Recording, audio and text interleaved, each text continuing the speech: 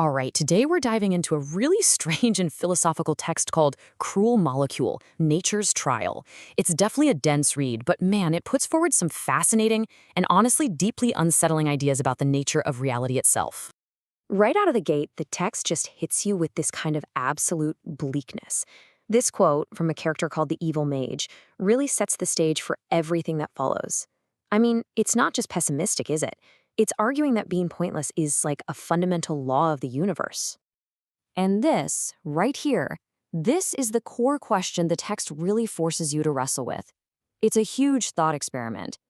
We usually think of nature as this source of wisdom or peace, but this text just flips that on its head and asks, what if the consciousness behind everything was just rambling, chaotic, and totally convinced that nothing matters? Okay, so let's dig into that first major theme. In this world, nature isn't some silent, grand force. No, it's portrayed as a single, very talkative, and conscious being that actually speaks through all the different monsters and creatures you meet.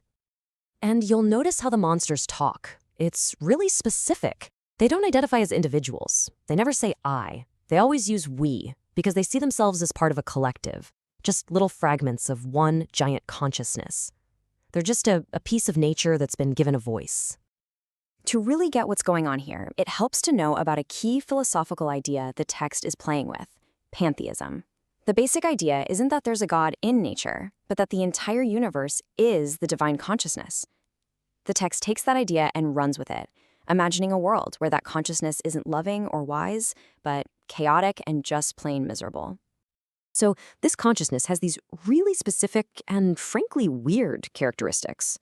It always speaks as a we. It's incredibly talkative, constantly just rambling on and philosophizing. Its thoughts are all over the place, totally contradictory. And maybe the most important part, it is completely indifferent. It has zero concern for individual lives or what happens to them. It just observes and comments on how futile it all is. Now, this brings us to what is maybe the biggest philosophical knot in the whole text, this impossible tension between two ideas that should not be able to exist together: pure random chance and an inescapable pre-written destiny. And this slide just lays out that contradiction perfectly. On the one hand, you have a monster arguing that chance is literally the only thing that exists, which makes everything meaningless. But then, on the other hand, a different monster claims to have personally cursed every single life with determinism, which also makes everything meaningless. So how can both possibly be true? Here's the thing.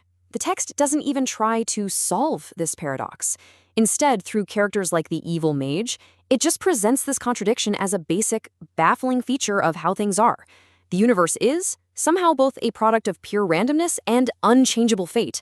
It's curious, to say the least, and deeply, deeply strange. So that brings us to the emotional side of all this. If the universe is a hopeless paradox, then what does it actually feel like to be alive in it? Well, the text argues that consciousness, being aware of it all, isn't some kind of gift. It's the very thing that causes all our suffering. The monsters just straight up challenge the value of being alive. This quote is a real gut punch. It asks, what is the point of putting up with an entire ocean of misery for just one tiny drop, an iota, of joy? It totally reframes survival not as a win, but as a really questionable choice. And then this adds another layer to that existential dread. The monster tree here is suggesting that the only real moment of clarity you ever get is when you look back and realize just how hopeless things were from the very start. Any hope you feel right now, that's just an illusion you haven't seen through yet. And finally, this visceral image from the warrior ogre really drives the point home.